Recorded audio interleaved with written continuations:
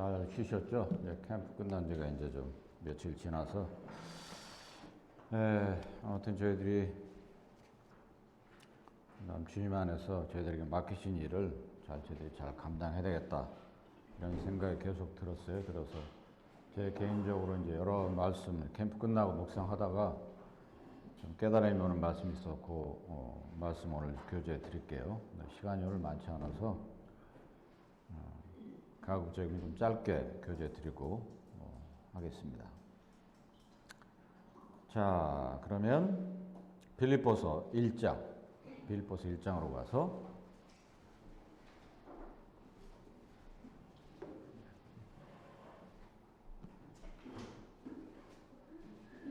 빌립보서 1장 가면 1장 3절부터 보겠습니다. 1장 3절. 내가 너희를 생각할 때마다 나의 하나님께 감사하며 간구할 때마다 너희 무리를 위하여 기쁨으로 항상 간구함은 첫날부터 이제까지 복음에서 너희가 교제함을 인함이라. 너희 속에 착한 일을 시작하신 이가 그리스도 예수의 날까지 이루실 줄을 우리가 확신하노라. 내가 너희 무리를 위하여 이와 같이 생각하는 것이 마땅하니 이는 너희가 내 마음에 있음이며 복음을 변명함과 확정함에 너희가 다 나와 함께 은혜에 참여한 자가 됨이라. 그것까지만 좀 보겠습니다. 우리 이제 빌립보서 그 배경은 다 알고 있잖아요. 사도 바울께서 이제 그 옥에 갇혔을 때 이 서신을 썼는데, 그 어려운 그 지경에 있었으면서도 그 격려하는, 그리고 빌립보 교회 성도들을 이제 칭찬하는 그런 내용인데, 이제 첫 번째 보면 3절에 보면 너희를 생각할 때마다 이렇게 나오죠. 하나님께 감사한다.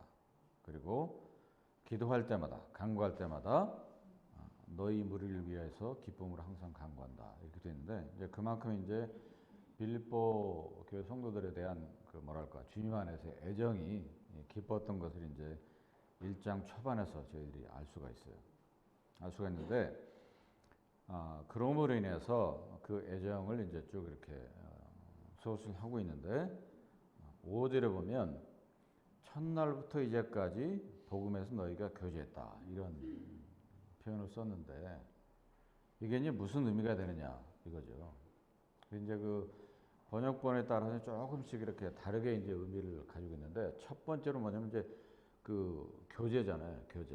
교제 펠로우십인데, 그 복음에서 복음 안에서 첫날부터 너희가 교제를 해왔다, 이런 얘기거든요. 그리고 첫날부터 그 다음에 이제까지 이렇게 나오죠. 그러니까 그들이 이제 사도 바울을 통해서 복음을 듣고 이제 구원의 역사가 일어나면서 빌립보 교회가 세워지잖아요. 사도행전 10장에 보면 그렇게 해서 이제 그때부터 이제 사실은 그 착한 일이 시작이 됐다, 이런 얘기입니다. 그래서 시작이 돼서 그 시작됐던 지금까지 너희가 잘 해왔고, 그런 얘기죠. 그리고 6절을 보면 너희 속에 착한 일을 시작하신 이가 그리스도 예수의 날까지 이루실 줄을 우리가 확신한다, 이렇게 되어 있습니다. 그래서 그 그리스도 예수의 날이 뭐냐, 뭐 조금 이제 그 생각이 차이는 있는데 학자들마다 한 세 가지로 이제 분류를 해요. 첫 번째는 이제 그리스도인이 이제 죽음을 맞이했을 때, 그때까지 이제 그 착한 일을 계속해서 수행을 하다가 죽음 맞는 거죠. 아니면 주님께서 공중으로 임하실 때까지, 이제 그 이전에 이제 주님 나라 갔던 분들은 이제 첫 번째 예가 되겠죠. 그들의 죽음까지. 그리고 이제 저희들 같이 아직 주님의 그 공중 재림을 맞닥뜨리지 않는 저희들에게 해당되는 것은 주님께서 오실 때까지, 재림할 때까지. 그리고 이제 마지막 그 경우는 뭐냐면 죄의 심판, 백보자 심판 때까지. 이렇게 이제 세 가지로 이렇게 분류를 해서 해석을 합니다. 그래서 세 가지 다 이제 다 이제 일리가 있는 거죠. 근데 중요한 포인트는 뭐냐면 그 복음을 처음 들었을 때 우리가 이제 기쁨으로 받고 정말로 감사함으로 이제 주님을 찬양을 드리잖아요. 찬양을 드리는데 그러므로 인해서 이제 여기서 사도 바울이 강조하고 있는 것은 그 착한 일을 시작하신. 그래서 이제 그 에베소 2장에도 보면 선한 일을 위해서 지음 받았다 이런 표현이 있고, 여러 바울의 서신서에 보면 그 그리스도인이 어떻게 선한 일을 행할까를 이제 많이 언급을 하고 있는 구절들이 있어요. 이제 그런 관점에서 이제 저희들이 보면 되고, 그래서 그 착한 일을 시작하셨는데 그 착한 일이 그 죽음을 맞거나 또 공중재림으로 주님을 만나거나 그리고 혹은 죄의 심판이 이를 때까지 끝내야 되지 않겠느냐, 이제 그것을 이제 강조를 하고 있습니다. 그와 반면에 이 빌립보 성도들은 잘 해왔다고 하는 거죠. 이제 고린도후서 8장, 9장이나 로마 15장, 16장 이렇게 보면 그 마게도니아 있는 그 교회들이 정말로 기쁨으로 그 가난한 예루살렘 성도들을 이제 도왔던 기록들을 이제 저희들이 볼 수가 있는데, 자, 한 군데만 볼까요? 고린도후서 9장으로 가면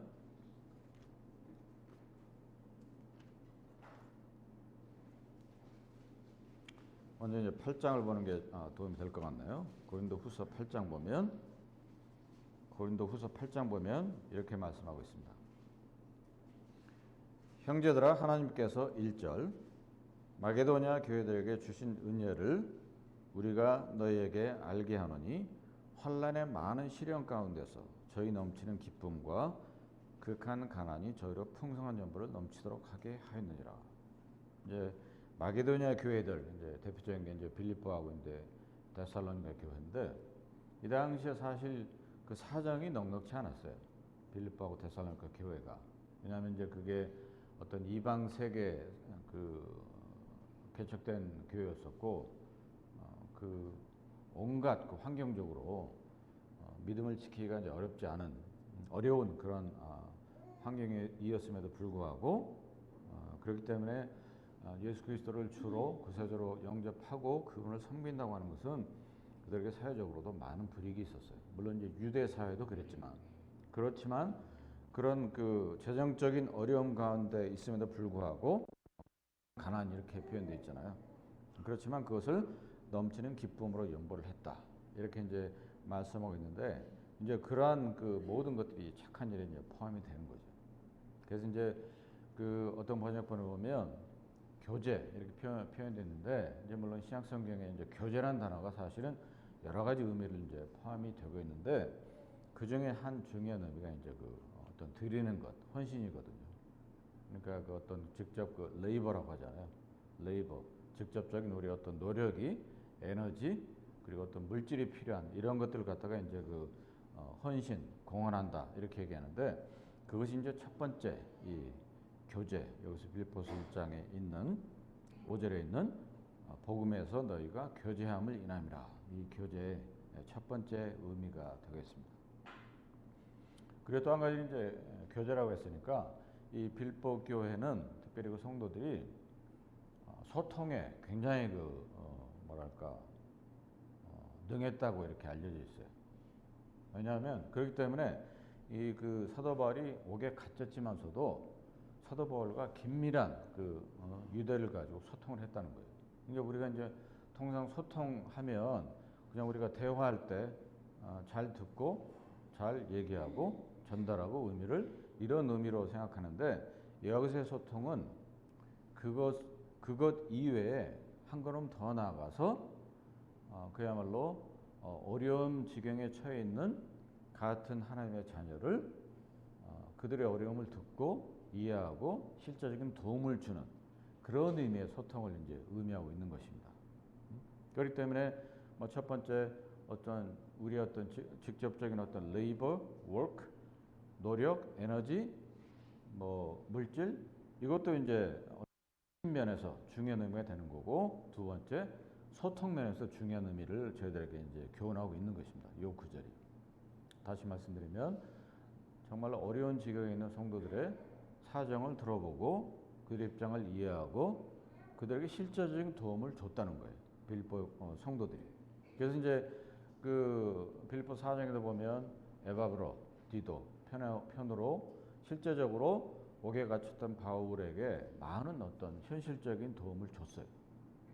예루살렘 그 교회 성도들뿐만이 아니고 그 외에도 알려지지 않지만 아마도 우리가 쉽사리 추측해 볼 수 있는 것은 그 메세도니아에 있는 그 지방에 있는 다른 지역 교회들에도 아마 이 빌립보 교회는 상당한 도움을 줬을 거라고 이렇게 추측이 되는 거예요. 이런 것을 봤을 때. 그 다음에 이제 그 세 번째는 뭐냐면 빌립보 교회 성도들이 상당히 그 뭐랄까 은근과 끈기가 오래 참음이 있었던 그런 성도들이었다고 하는 것을 이제 알 수가 있는 거예요. 그래서 끝까지 사도 바울이 옥에 갇혔을 때 처음부터 끝까지 긴밀하게 소통을 하면서 직접적으로 도움을 주고 오래 참음으로 그 일을 일관되게 행했다고 하는 거죠. 그렇기 때문에 여기 보면 다시 말씀드리면 처음 너희가 복음을 받았을 때 그리고 지금까지 그리고 주 예수의 날까지 이룰 것을 확신한다 이렇게 말씀하고 있잖아요. 그렇기 때문에 이 구절을 이제 제가 이번 주에 쭉 묵상을 하면서 무슨 생각을 했냐면 참 저희들이 이 매년 캠프를 이렇게 주님 도우심으로 이렇게 감당을 하고 있는데 이러한 것들도 사실은 이런 주님께서 저희들 하여금 시작하게 하신 착한 일에 들어가는 거죠. 그래서 이것을 저희들이 잘 지금까지 감당해왔고 또 앞으로도 잘 감당을 해야 되겠다. 왜냐하면 이것이 저희들이 실제적인 제가 말씀드렸잖아요. 세 가지 부류에 들어간다고 하는 거예요. 첫 번째, 우리의 실제적인 에너지, 노력, 재정.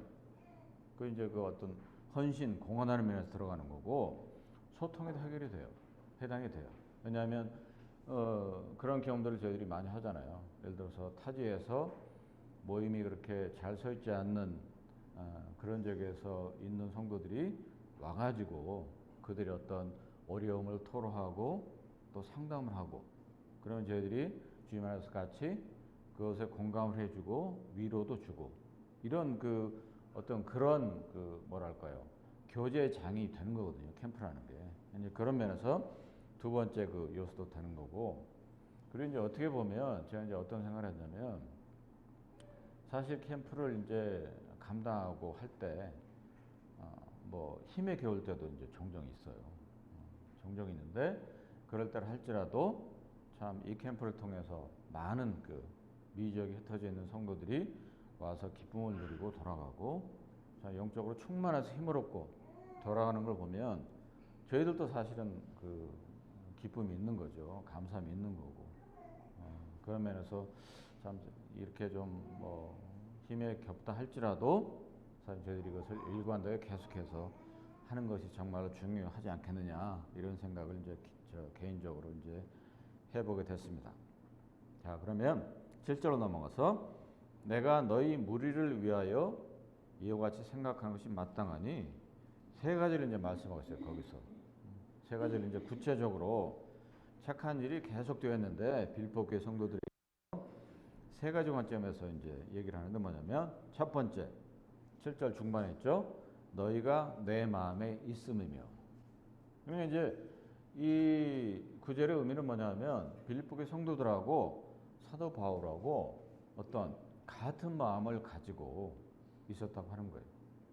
그러니까 같은 마음을 가지고 있었기 때문에 결국은 빌립보 교회 성도들이 사도 바울을 도울 수 있었고 사도 바울도 그들의 마음을 능히 잘 알았기 때문에 격려하고 계속해서 이제 교훈을 할 수 있었다고 하는 거죠. 그렇지 않겠어요? 특히 이제 지역교회에서도 마찬가지고 우리 이제 그리스도 안에 모든 그 하나님의 자녀들이 주님 안에서 주 예수 그리스도를 중심으로 같은 마음을 갖는 것 이것이 굉장히 중요하죠.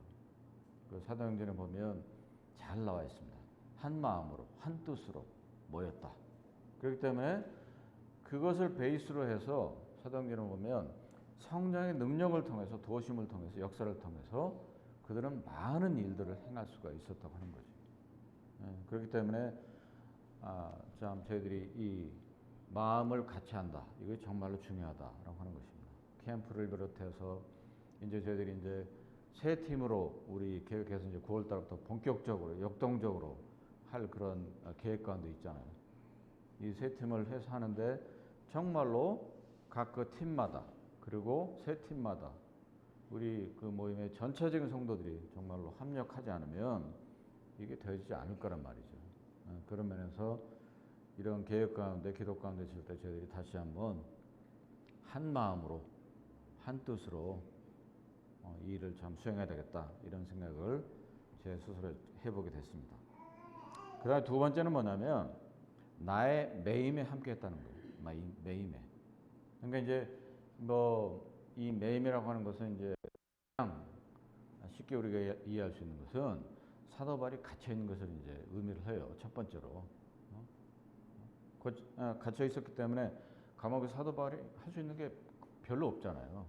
근데 이 빌립보 성도들은 계속해서 사도 바울과 소통하면서 실질적으로 도움을 주면서 사도 바울이 또 빌립보 교회 성도들한테 뭐 어떤 교훈과 격려를 했겠죠. 이렇게 하라. 복음을 편만히 증거하기 위해서 이렇게 하라. 교회를 잘 세우기 위해서 이렇게 하라. 그런 것들이 이제 받아들이면서 그 가운데 함께 했었다고 하는 거죠. 그렇기 때문에 넓게 보면 사도 바울의 감옥의 갇힘을 의미하는 거지만 넓게 보면 그 넘어서 사도 바울이 어떤 전반적인 그 남은 고난을 내 육체에 채운다. 그렇게 이제 고백하고 있는데 그것을 이제 이 빌립보 교회 성도들은 함께 했다고 하는 것입니다. 그 매임에. 이제 그것이 참고로 보면 빌립보서 1장 29절을 보면 이렇게 말씀하고 있어요. 1장 29절.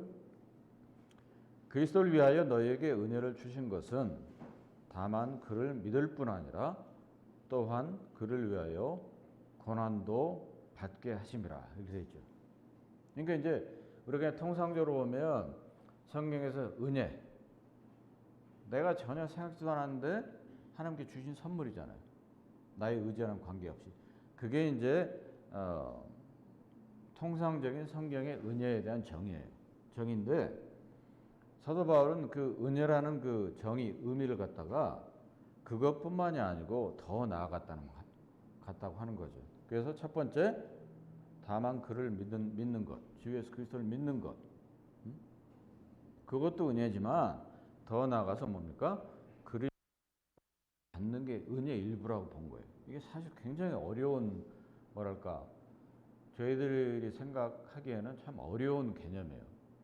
이것을 깨닫는 자체가. 근데 이제 사도 바울은 그렇게 이제 기록을 하고 있고 그것을 이제 동일하게 빌립보 교회 성도들은 이해를 했었다라고 하는 것입니다. 오늘날 저희들이 사는 미국 사회는 사실 뭐 한국도 마찬가지인데 예수 그리스도를 믿는다고 해서 정말로 성경적인 고난을 받는 경우는 사실 그렇게 흔치 않죠. 흔치 않죠. 그렇지만 이러한 정말로 나에게 은혜를 주신 이유는 뭐냐? 그를 믿고 따라갈 뿐만이 아니고 그로 인해서 내게로 오는 고통이나 고난이나 어려움도 그것에 포함이 된다. 이렇게 늘 생각하고 참 저희 사는 것이 중요하다고 하는 것입니다. 그 다음에 세 번째는 보면 복음을 변명함과 확정함에 함께했다는 거예요. 함께했다. 복음을 변명함과 확정함에 함께했다.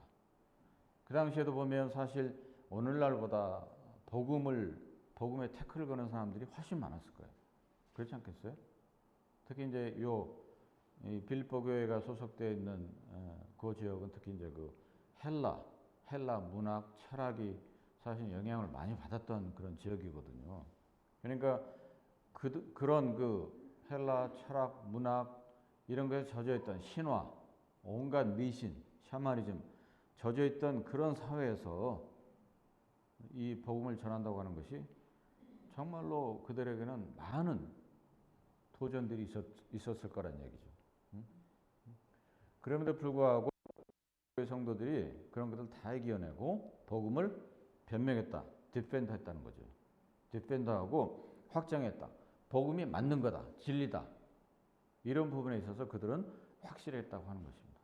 그렇기 때문에 이 세 가지를 얘기하면서 마음이 같았고 그리고 매임이 같았고 복음의 변명과 확장함에 같았다. 이것을 이제 이 사도 바울이 언급을 하면서 정말로 빌립보 성도를 칭찬을 하고 있는 거예요. 그리고 이제 그것을 뭐라 그러냐면 맨 마지막에 보면 7절 너희가 다 나와 함께 은혜에 참여한 자가 됨이라. 이것을 이제 말씀을 하고 있는 거죠. 그래서 어떤 번역본에는 보면 그 뒤에 보면 나의 은혜에 참여한 자가 됨이라.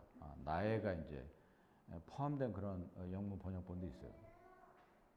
그래서 왜냐하면 그렇게 그 나의라는 그 표현을 넣은 것은 제가 지금 좀 전에 말씀드렸듯이 이 사도 바울이 생각하는 은혜와 성경적인 통상적인 은혜의 그 정의가 조금 달랐기 때문에 사도 바울이 이제 그것을 더 넓게 이렇게 생각을 했다고 하는 거죠. 믿음 플러스 그 권한을 얘기했으니까.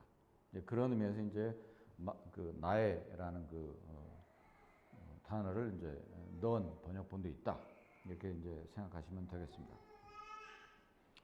이제 어떤 부분은 이제 이 실절을 이제 설명하면서 하시면서 이런 얘기를 했어요. 하나님의 살아계신 교회라고 하는 것은 워크샵이지 기숙사가 아니다라고 하는 거예요. 처음에 그래서 무슨 의미로 이 양반이 이것을 이렇게 썼을까 생각을 했어요. 워크샵이 아니고 워크샵이지 기숙사가 아니다. 그냥 가만히 생각해 보니까 그 기숙사면 특히 이제 특히 대학들 보면 기숙사들 있잖아요. 그러면 각자 어떤 독방에서 그냥 생활하는 거잖아요. 그리고 각 방에 있는 학생들은 서로 뭐랄까 뭐 유대관계가 있긴 하겠지만 그렇게 뭐 인터랙션이 없어요. 그렇죠? 그냥 따로 그냥 독립적으로 사는 거죠. 근데 워크숍 뭐냐면 그 일을 행하는 샵이란 얘기잖아요. 예를 들어서 어떤 물건을 뭐 설계하고 그리고 제조할 때 그것은 통상적으로 워크숍이라고 하거든요. 제조 분야에서. 그리고 예를 들어서 뭐 어떤 그 회사에서 어떤 중요한 프로젝트가 있어요. 근데 그 프로젝트에 대한 다양한 실행하는 아이디어를 이제 얻기 위해서 전체 팀이 한 방에 모여서 머리를 이제 쌓아매고 이제 아이디어를 짜내는 거죠. 이제 브레인스토밍이라고 하는데 그것을 이제 워크숍이라고 해요. 그 이제 막 그 토론하면서 악의하면서 이거 해야 된다 저거 해야 된다 이제 그런 거죠. 그래서 이제 이분이 이제 그렇게 이제 이 비유로 설명한 것은 뭐냐면 하나님의 교회에서 성도들이 취해야 될 자세는 뭐냐면 직접적인 일을 해야 된다는 얘기입니다. 그냥 일을 해야지 하는 게 좋겠지 이런 것들이 아니고 직접적인 일을 함으로 인해서 이 빌립보 교회에서 성도들이 했던 것처럼 어떤 컨트리뷰션을 해야 된다고 말씀하십니다. 직접적인 헌신이 있어야 된다. 즉 에너지, 노력, 시간, 물질 이런 것들을 다 통해서 직접적으로 일을 하는 것이 워크숍이다. 기숙사가 아니다. 그러면서 이제 근데 이제 단 한 가지 조건이 있는데 뭐냐면 성령이 하나 되게 하신 그 본드 있잖아요. 하나 되게 하신 그 연대를 맺게 해주신 것을 끈끈함으로 교제 가운데 그걸 유지하면서 직접적인 일을 해야 된다. 그것을 하기 위한 공통적인 목표와 목적은 뭐냐? 결국 뭐냐? 예수 그리스도께서 저희들에게 맡기신 일이다. 이렇게 말씀하시는 겁니다. 이제 다시 한번 저희들 생각을 해보면 우리가 지역교회 내에서 하는 모든 일들은 뭡니까? 우리 주 예수 그리스도를 위해서 하는 거예요. 그래서 그런 말씀 많이 하시잖아요. 지역교회를 섬기는 것은 뭐냐? 주님을 섬기는 것과 똑같은 거예요. 주 예수 그리스도는 우리가 피지컬리 우리의 육안으로 볼 수는 없잖아요. 그렇지만 주님께서 이 지역교회에게 맡기신 일들이 있는 거죠. 그것이 사도 바울이 표현하는 것은 남은 권한을 내 육체에 채운다. 그런 건데 이 캠프라든가 여러 저희들이 교회 내에 사는 행사라든가 세 가지 팀으로 나눠서 앞으로 해야 될 일이라든가 이런 모든 것들이 뭐냐면 주 예수 그리스도께서 저희들에게 맡기신 일이라고 하는 거죠. 그렇기 때문에 저희들이 합력해야 되고 한 뜻으로 함께 해야 되는 거죠. 그것이 이제 당연한 것이다. 그래서 이제 그런 일들을 해 나가는 데 있어서 그렇기 때문에 주님의 일이기 때문에 어떤 우리의 어떤 개인적인 어떤 선호도나 우리가 좋아하는 거라든가 이것이 이제 우선되어서는 안 되는 거죠. 그래서 이제 다른 분은 그렇게 또 말씀하세요. 그리스도 안에 있는 자들은 교회를 섬길 때 어떤 자세를 가져야 되느냐. 주님께서 이 땅에 계실 때 하셨던 것처럼 해야 되고 생각하셨던 것처럼 생각해야 되고 주님께서 참 그 많은 그 어려운 자들 그리고 약자들을 돌아보시고 사랑하셨잖아요. 그 자비 가운데 그들을 이제 그들에게 다가오셨고 우리 이제 마태복음 요즘 그 수요일날 공부하고 있는데 그 주님의 그 모습들이 뭐냐면 은혜와 사랑과 자비예요. 그런 자세로 행하셨던 것처럼 그러한 자세로 모든 그리스도인은 지역교회 내에서 섬겨야 된다. 이제 그런 말씀을 하신 분들이 있는데 정말로 지당한 그런 말씀이 아닌가 생각이 됩니다. 그래서 다시 이제 그 사도 바울이 이제 말씀한 너희가 나와 함께 은혜에 참여했다. 그래서 이제 그 빌립보서 1장 30절에 보면 29절에 이제 이어서 말씀하고 있잖아요. 보면 너희에게도 같은 싸움이 있으니 너희가 내 안에서 본 바요 이제도 내 안에서 듣는 바니라. 그래서 이 사도 바울께서는 빌립보의 성도들을 그렇게 본 거예요. 같은 싸움이 너희에게도 있다. 근데 이제 그 바울과 빌립보 교회 성도들과 같은 마음에 있었기 때문에 이것이 이제 가능했었던 거죠. 그래서 같은 싸움이 너에게도 있다. 나에게도 있지만 그 싸움을 너희가 이미 나에게서 보지 않았느냐. 그러니까 그것을 보고서 똑같이 너희도 그 싸움을 싸야 된다. 이렇게 말씀하고 있는 거거든요. 정말로 이제 중요한 그런 교훈이 아닌가 생각이 되고 자, 4장으로 가서 한 구절 더 보면 또 이렇게 이제 얘기를 하고 있어요. 4장 14절에 보면 그러나 너희가 내 괴로움에 함께 참여하였으니 잘하였도다. 또 한 가지 이제 얘기하고 있는 것은 내 괴로움에 함께 참여했다고 하는 거예요. 사도 바울의 괴로움을 저희들이 다 상상할 수는 없잖아요. 여러 이제 구절에 보면 갇혔고 뭐 매 맞았고 뭐 헐벗었고 강의 위험, 산의 위험, 거짓 형제의 위험 여러 가지 위험을 언급하고 있는데 그러한 그 괴로움에 그들이 얼마나 참여했는지 모르겠어요. 그렇지만 이 구절에 이렇게 말씀하고 있는 걸로 봐서는 이 빌립보의 성도들은 사도 바울의 괴로움에 함께 참여함에 주저함이 없었지 않았나 이런 생각을 해보게 되는 것입니다. 그래서 그 빌립보의 성도들은 결론적으로 우리가 알 수 있는 것은 참 그 사도 바울에게 동일하게 사실 주님께서 하셨던 것처럼 자비로 모든 것을 필요한 것을 공급했었고 또한 사도 바울을 위해서 기도도 했었어요. 실제적인 도움을 줬었고 에바브로디도 나오죠. 18절에 에바브로디도 편에 너의 준 것을 받음으로 내가 풍족하다. 이렇게 말씀하고 있고 그리고 사도 바울을 계속해서 감옥에 갇혔던 그를 찾아가고 그리고 소통을 통해서 위로하고 그랬던 것을 이제 저희들이 이제 볼 수가 있습니다. 그래서 저희들이 이제 생각을 해야 될 것은 정말로 저희 모임이 저희 스스로 첫 번째 중요한 건 저희 스스로가 잘 세움을 입어야 되는 거죠. 복음을 전하는 것, 교회를 정말로 주님의 분들이 세우고 한 뜻 한 마음으로 모든 성도가 하나가 돼서 주님께서 맡기신 일을 행하고 더 나아가서 결국은 저희들이 많은 미지역의 다른 그 지역교회 성도들, 그 다른 지역교회들을 정말로 위로하고 돕고 그들의 필요한 것들을 또 알고 그들이 옆에 서서 도와주고 격려해주고 이런 것들이 참 앞으로 더 중요하지 않을까 이런 생각을 해보게 되는 것입니다. 그 사도 바울의 은혜 이제 다시 한번 좀 강조하고 마치겠는데 그 하나님의 은혜 가운데 포함되어 있는 것들은 정말로 많아요. 그리고 이제 깊이 있는 그 성경 공부를 해보면 첫 번째 하나님께서 저희들을 택정하셨죠. 그것도 은혜거든요. 그리고 저희들의 모든 죄를 구속하셨어요. 그리고 저희들을 양자 삼으셨고 그것도 은혜입니다. 그리고 우리를 죄가 없다고 선언하셨고 그것도 은혜예요. 물론 죄에 대한 용서도 은혜죠. 그리고 우리를 중생하게 하셨어요.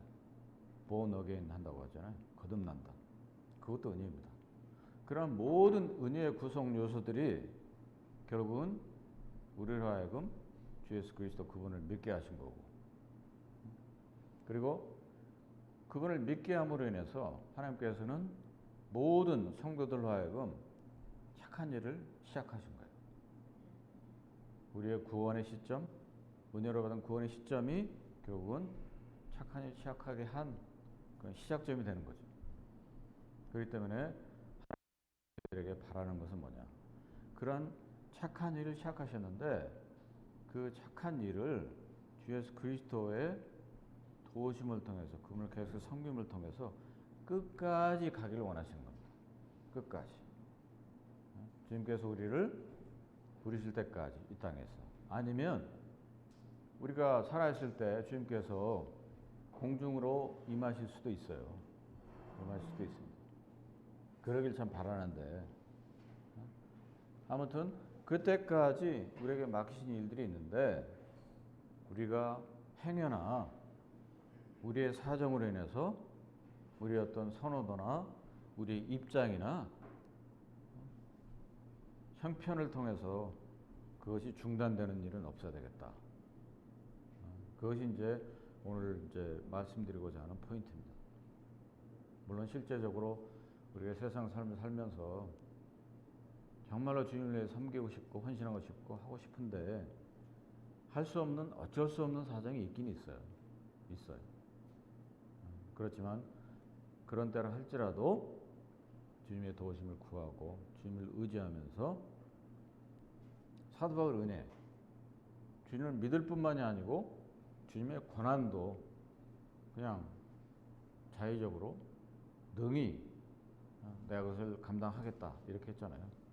그렇기 때문에 그런 사도 바울의 나의 은혜 그것을 저희들이 본받아야 되지 않겠느냐 그런 생각을 해보게 됩니다. 그렇게 된다고 하면 주님께서 우리가 이런 일들을 개인적으로 다 마치고 나서 그리스도 심판대 앞에 섰을 때 분명히 칭찬하실 거예요. 그리고 상급을 주실 것이고 그것이 이제 저희들이 이 땅에서 남은 삶 동안 명심해야 될 그런 일이 아닌가 생각을 해보게 됩니다. 자, 기도하고 마치겠습니다. 아버지 하나님 감사드립니다.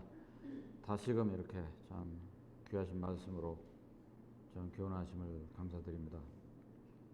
참 사도 바울이 빌립보의 성도들에게 교훈했던 것처럼 같은 마음으로 참 매임에 함께하고 그 그리스도를 또 변명함과 복음을 변명함과 또 확정함에 함께하며 사도 바울이 나의 은혜라고 참 얘기했던 그리스도를 믿을 뿐만이 아니고 그리스도의 고난도 참 기꺼이 받는 그런 저희들이 될 수 있도록 도우시고 저희 개개인적으로 시작하신 착한 일을 참 끝까지 저희들이 완수해 나갈 수 있도록 저희들 계속해서 붙드시고 인도하옵소서. 말씀 인도하심을 감사드리옵고 존귀하시고 살아계신 우리 주 예수 그리스도 이름으로 감사하며 기도합나이다. 아멘.